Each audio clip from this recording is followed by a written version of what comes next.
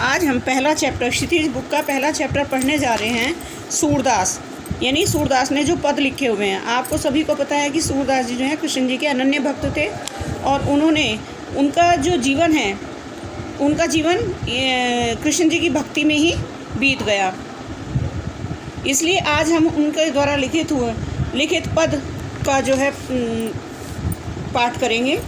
पहला पद है, उद्धव तुम हो अति बड़भागी, अपरस रह सने तगाते नाहिन मन अनुरागी, पुरैन पाद रह जल भीतर तार रस देह न जागी, जो जल महातेल की गागरी बूंद न ताको लागी, प्रीत नदी में पाँव न बोर्यो दृष्टि न रूप परागी, सूरदास अबला हम बोरी गुड़ चाटी जो पागी।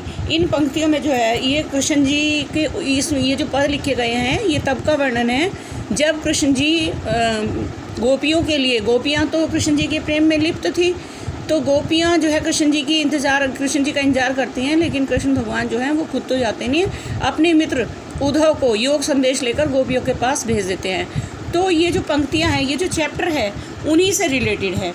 इन पंक्तियों में गोपियाँ उद्धव पर व्यंग करती हैं यानी कटाक्ष करती हैं और कहती हैं कि हे उद्धव, तुम तो बड़े भाग्यवान हो, तुम हमेशा प्रेम रूपी बंधन से दूर रहे हो। तुम कृष्ण जी के पास रहते हो लेकिन उनके प्रेम से बहुत दूर रहे हो।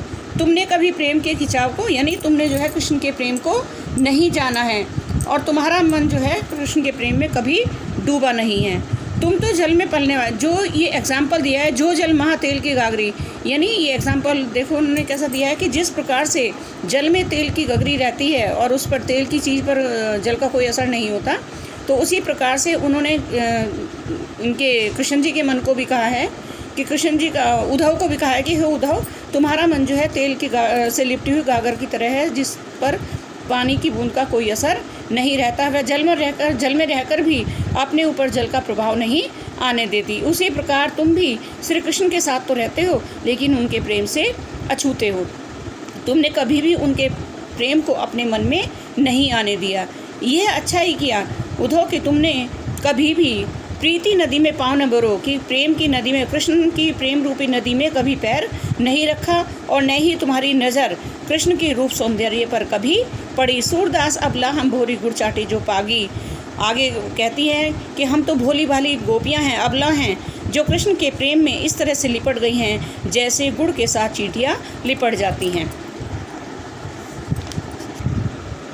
मन की मन ही मांझ रही, कहिए जाई कौन पे उधऊ, नाही परत कही अवधि आधार आस आमन की, तन मिन बिथा सही, अभी न जोग संदेश न सुन सुन बिरह नहीं बिरह दही, चाहत हुती गुहार जितहते उतरे धार बही, सूरदास अब धीर धरई क्यों मर ज्यादा न लही।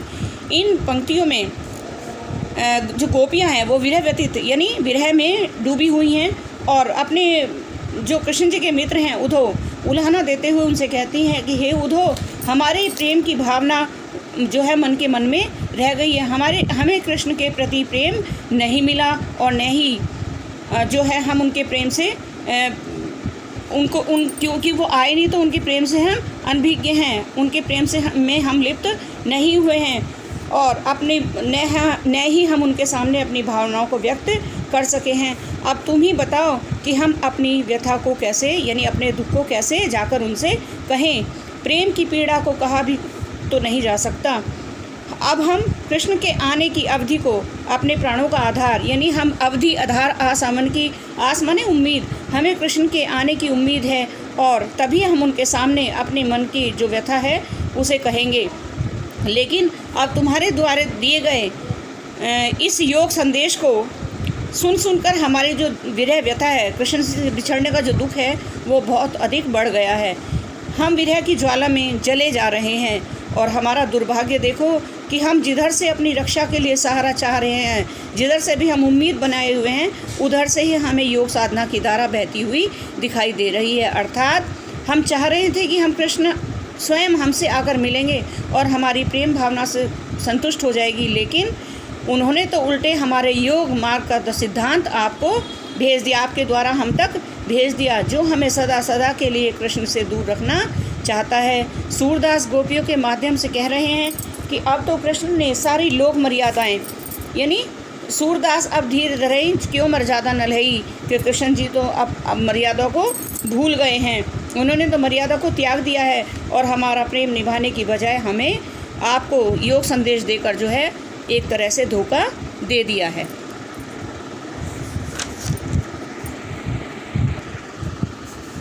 हमारे हरीर हारिल की लकड़ी, मन क्रम वचन नंदन उर यह दृढ़ करी पकड़ी, जागत सो स्वप्न दिवस निशित कान कान जकरी, सुनत जो लागत है सो जो करो ककरी, सुतो व्याध हमको ले आए देख सुने न करी, यह तो सूरती नहीं ले सो को जिन मन चकरी।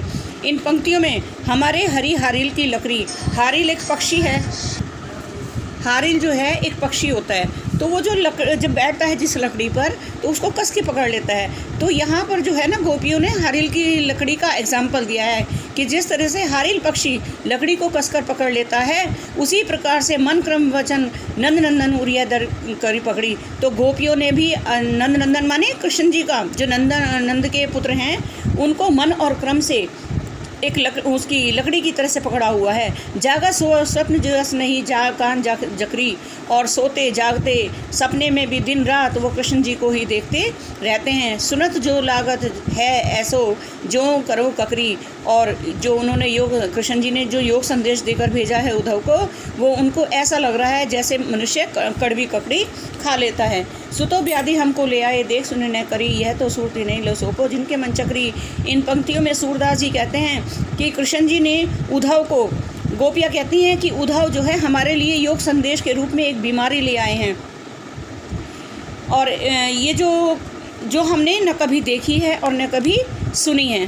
गोपियाँ कहती हैं कि हे उद्धव, तुम यह योग साधना जो है, ये जो योग साधना का संदेश लेकर आए हो, ये ऐसे व्यक्तियों को जाकर देना जिनका मन चक्री के समान है।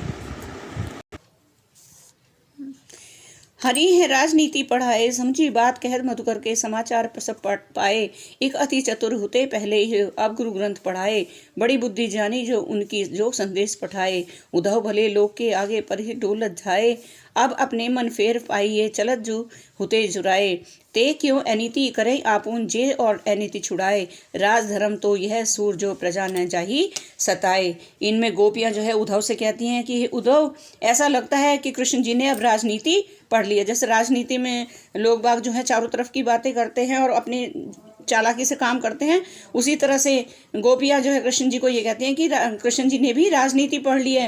हे भौरे, हे उधे, मैं तो तुम्हारी बात कहते ही समझ गई थी कि दाल में जरूर कुछ काला है। अब हम समाचार जान गए, अब हम जान गए हैं कि कृष्ण जी क्या चाहते हैं। हम कृष्ण की छली भरी बातें जो है राजनीति से परिपूर्ण बातों को समझ गए हैं। हे उद्धव, एक तो तुम पहले से ही चालाक थे, अब तुम अपने गुरु कृष्ण से राजनीति के ग्रंथ भी पढ़ाए हो, यानी उन्होंने आपको भी राजनीति पढ़ा दी है, अतः तुम्हारी हर बात में छल कपट भर गया है। वाह, हम कृष्ण की बुद्धि का बड़प्पन भी मान गए हैं। उन्होंने हमारे लिए जो योग संदेश भेजकर देने की जो समझदारी की है, उससे लगता है कि और उन्हें लगता है कि हम योग संदेश सुनकर कृष्ण जी को भूल जाएंगे, तो यह सोचना गलत है। क्योंकि हे उद्धव, पहले लोगों की यह रीति होती थी कि वे औरों की भलाई के लिए दौड़े दौड़े फिरते थे, लेकिन अब न हमें तुम पर विश्वास है और न कृष्ण पर। कम से कम अब हमारा मन तो वापस मिल जाएगा, जिससे श्री कृष्ण के जाते, जो श्री कृष्ण जब यहाँ से गए थे उस मन को चुरा कर ले गए थे, तो वह मन हमारा वापस मिल जाएगा। परंतु हमें यह समझ नहीं आता कि जो कृष्ण औरों को अन्याय से बचाते रहे हैं, वे स्वयं हम पर अन्याय क्यों कर रहे हैं। वे हमें अपना प्रेम न देकर योग संदेश क्यों दे रहे हैं। अब सूरदास के अनुसार गोपियाँ कहती हैं कि हे उद्धव, राजधर्म तो यही कहता है कि प्रजा को सताया न जाए, यानी जो राजा होता है वह अपनी प्रजा को कभी नहीं सताता। अतः श्री कृष्ण को चाहिए कि वे अपना योग संदेश वापस ले लें और अपने दर्शन दे दें। Thank you.